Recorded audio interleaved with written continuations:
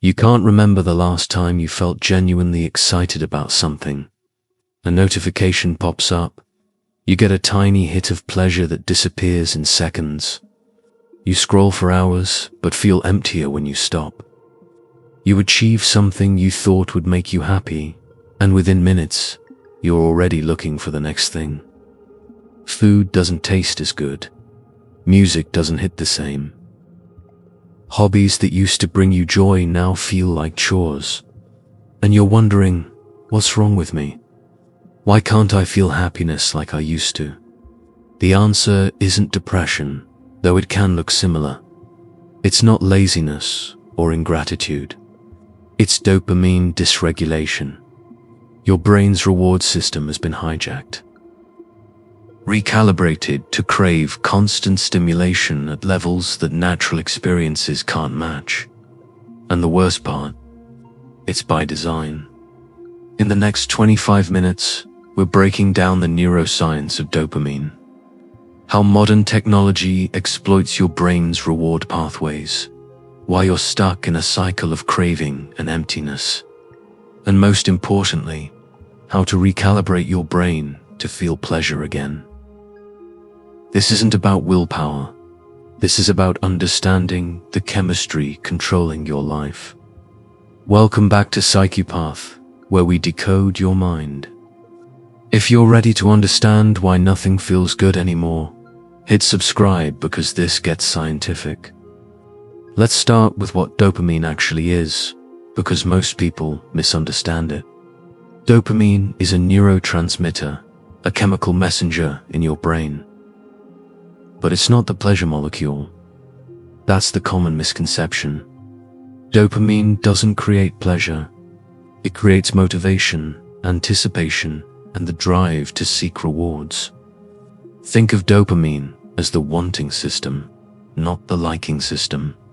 It's what makes you crave the next episode, the next scroll, the next notification, the next bite of food.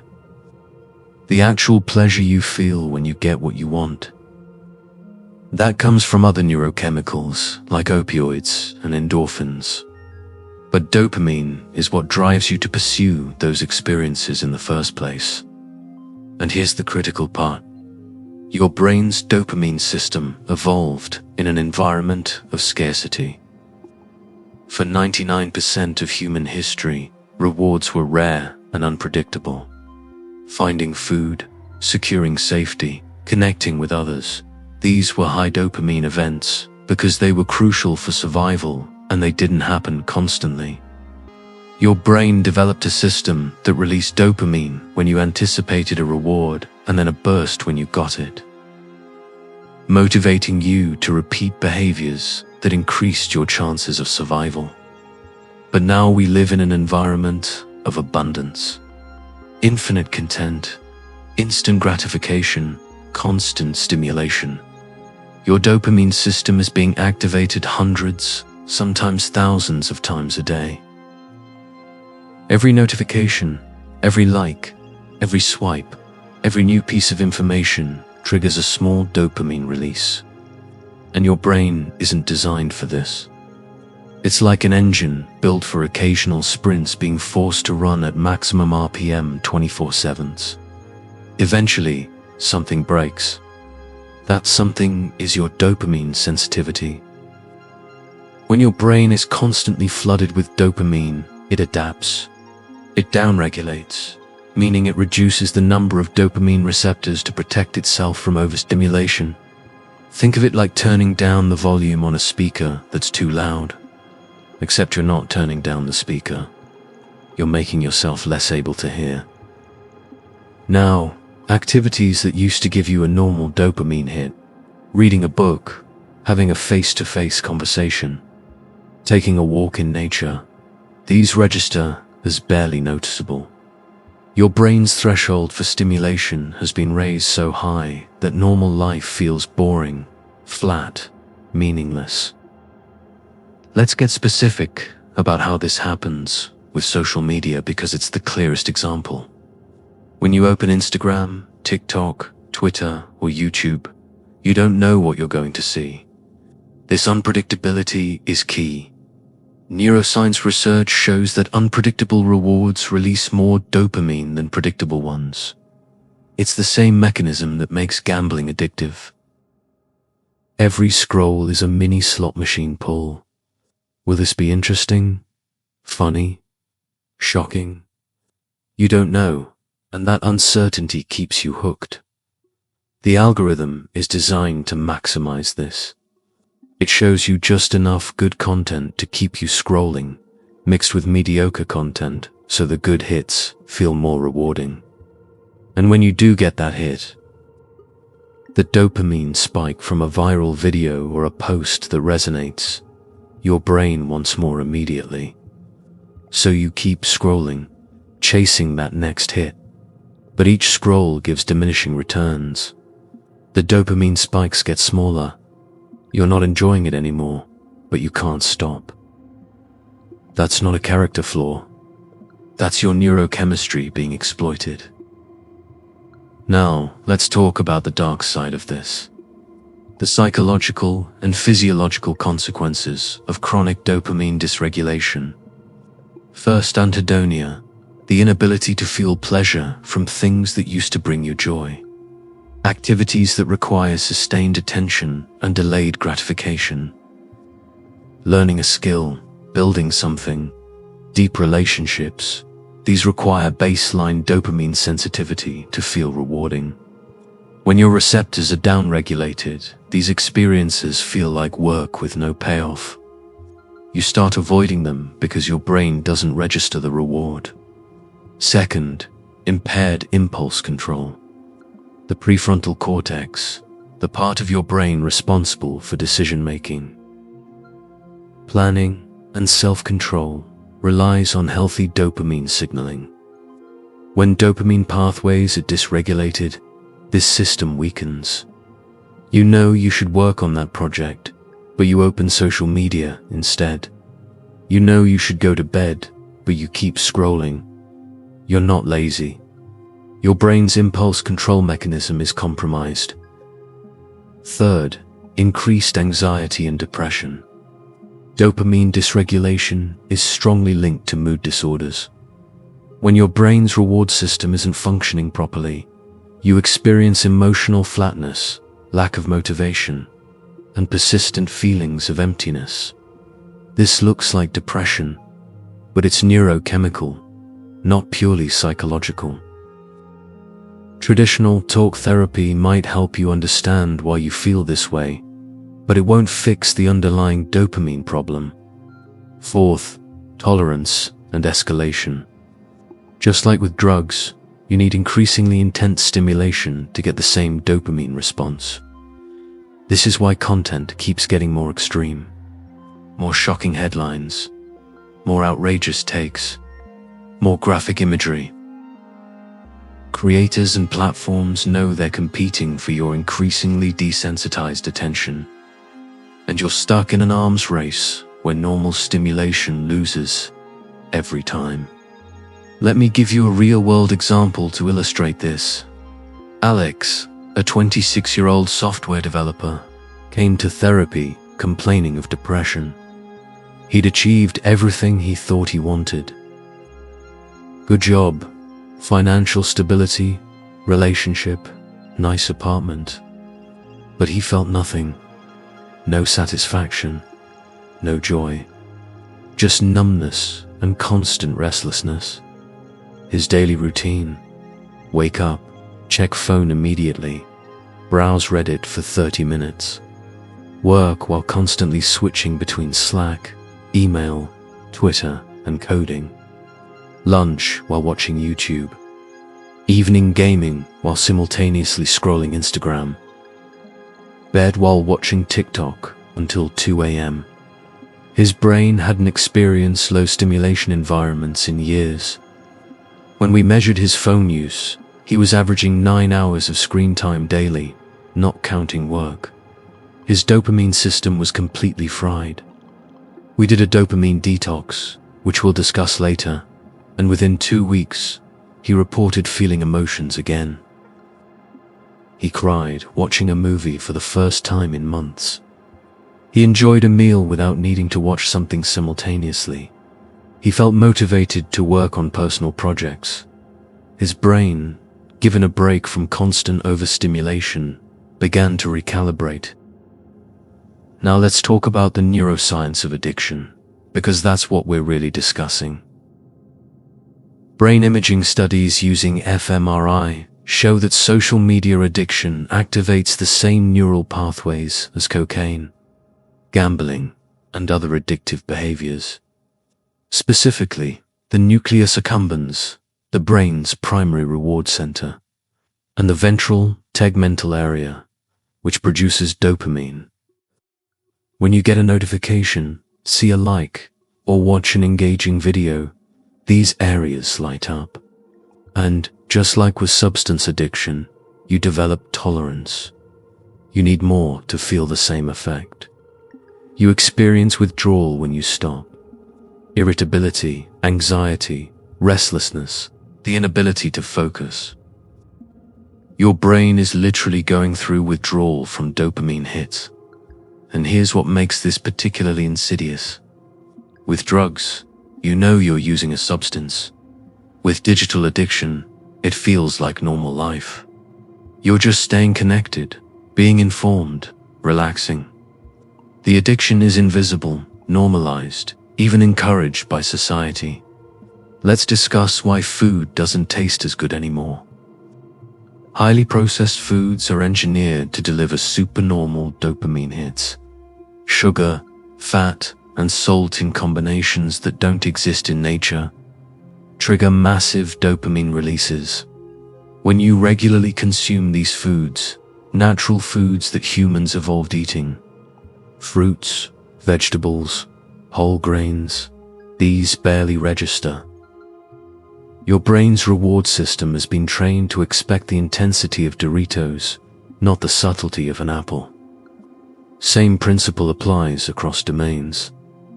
Real-world sex can't compete with the novelty and intensity of pornography. Real conversation can't compete with the rapid-fire stimulation of texting. Real achievement can't compete with the instant gratification of video game rewards. Your brain's reward system has been recalibrated to expect artificial intensities that real life can't match. Here's the evolutionary mismatch. Your dopamine system was designed to motivate survival behaviors in an environment of scarcity and unpredictability. Hunt for food, you might succeed or fail. Dopamine drove you to keep trying. Pursue a mate, uncertain outcome. Dopamine kept you motivated. Explore new territory, risky but potentially rewarding. Dopamine made you willing to try. The system worked because rewards were meaningful, infrequent, and required real effort. Now, you get dopamine hits for literally nothing. You don't have to leave your bed. You don't have to risk anything. You don't have to wait. And your brain, not designed to distinguish between a dopamine hit from achieving a real goal and a dopamine hit from a notification, just knows it got rewarded. But there's a crucial difference. Real achievements, building something, helping someone, mastering a skill. These create lasting satisfaction because they engage multiple reward systems and build self-efficacy. Digital dopamine hits create temporary spikes, followed by crashes. You get the wanting without the meaningful having. Let's talk about the impact on relationships and social connection. Human beings evolved to find deep social connection highly rewarding. Long conversations, shared experiences, physical touch, eye contact.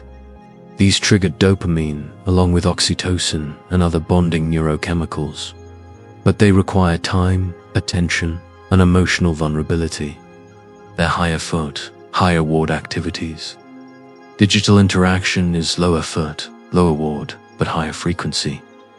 You can text 50 people with less effort than having one deep conversation. Your brain gets constant small dopamine hits from notifications, replies, likes. but none of the deep satisfaction of genuine connection. Over time, this trains your brain to prefer the easy hits over the meaningful ones. You become socially isolated while feeling constantly connected. And the loneliness, which is a massive dopamine and serotonin disruptor on its own, makes you seek more digital connection, which provides less real satisfaction, creating a vicious cycle. Now, the question everyone wants answered: how do you fix this? How do you recalibrate your dopamine system? The answer is dopamine detox, but not the trendy, extreme version you see online where people sit in dark rooms doing nothing for 24 hours. That's not sustainable or necessary. Real dopamine recalibration is about systematically reducing supernormal stimuli and retraining your brain to find pleasure in normal experiences. Here's the framework. Step 1. Identify your highest dopamine sources. These are typically social media, gaming, pornography, junk food, excessive news consumption, anything that gives you quick hits without real effort or meaning. Step 2. Reduce or eliminate these for a defined period. Start with 1 week. This isn't forever. It's a reset. Step 3. During this period, engage in low dopamine activities that used to bring you joy but now feel boring. Reading physical books, going for walks without headphones or podcasts, having face-to-face conversations, cooking real food, creating something with your hands. These will feel unrewarding at first because your dopamine sensitivity is low. That's normal. Push through. Step 4. Notice the discomfort. You'll experience boredom, restlessness, irritability, strong cravings to return to high dopamine activities. This is your brain throwing a tantrum because it's not getting its usual fix. Don't judge it. Just observe it. Step 5. After the detox period, reintroduce high dopamine activities slowly and mindfully. Set boundaries. Specific times, specific durations. The goal isn't to eliminate all pleasure, but to regain control. Let me give you the neuroscience of why this works. When you remove constant dopamine stimulation, your brain's receptor density begins to normalize. Think of it like resting an overworked muscle. The down-regulated receptors gradually increase again. Your baseline dopamine sensitivity improves. Activities that registered a 0 on your reward scale start registering again. This happens relatively quickly for most people. Measurable improvements within a week. Significant recalibration within 2 to 4 weeks. But this requires actually doing the detox, not cheating. Not substituting one high dopamine activity for another. Your brain needs a break from supernormal stimuli to recalibrate to normal. Here's something important that often gets overlooked. Dopamine dysregulation affects different people differently based on genetics, environment, and psychological factors. Some people are naturally more prone to addiction and dopamine dysregulation. If you have ADHD, your baseline dopamine levels are lower, which makes you more susceptible to seeking external dopamine hits. If you grew up in chaotic or neglectful environments, your reward system may have developed abnormally. If you have a history of substance abuse, your dopamine pathways may already be compromised. This doesn't mean you're doomed, but it means your recalibration might take longer and require more support. Therapy, particularly cognitive behavioral therapy, can help. Medication, when appropriate, can help. But the underlying principle remains the same. Your brain needs to relearn what normal stimulation feels like. Let's address the societal dimension because this isn't just an individual problem. We live in an economy that profits from your attention. Every major tech company's business model depends on keeping you engaged as long as possible. The algorithm doesn't care about your mental health. It cares about maximizing watch time, engagement, ad revenue. They hire neuroscientists, behavioral psychologists, UX designers specifically to make their platforms as addictive as possible. Infinite scroll wasn't an accident. Autoplay wasn't an accident. Push notifications weren't an accident. These features were deliberately designed to exploit your dopamine system, and they're winning. Average screen time keeps increasing. Mental health metrics keep declining, but awareness is growing. People are starting to understand that their attention is being stolen, their dopamine systems hijacked, their mental health compromised for profit, and that awareness is the first step toward change. Here's the practical takeaway. You're not weak for struggling with this. You're up against billion-dollar companies that have spent decades perfecting the science of addiction. But you have agency. You can reclaim your dopamine system. Start small. Delete one app for 1 week. Set your phone to grayscale. Turn off all non-essential notifications. Put your phone in another room when you sleep. These seem trivial, but they break the automatic patterns that keep you hooked. Your brain will resist. It's going to tell you that you need to check, that you're missing out, that you'll be less informed or less connected. That's the addiction talking. Ignore it. After a few days, something shifts. You start noticing things again. The world feels more vivid. Conversations feel more engaging. You have energy for things that used to feel like too much effort. That's your dopamine system recalibrating. That's your brain remembering what normal pleasure feels like. So here's your challenge. For the next 7 days, pick one high dopamine source and eliminate it completely. Not reduce, eliminate. Track how you feel. Day 1 will be uncomfortable. Day 3 will be hard. Day 5, you'll start noticing changes. Day 7, you'll have data about how dependent you've become and how much better you can feel. And if this video made you realize just how much your dopamine system has been hijacked, the next one breaks down the psychology of addiction and why willpower alone isn't enough.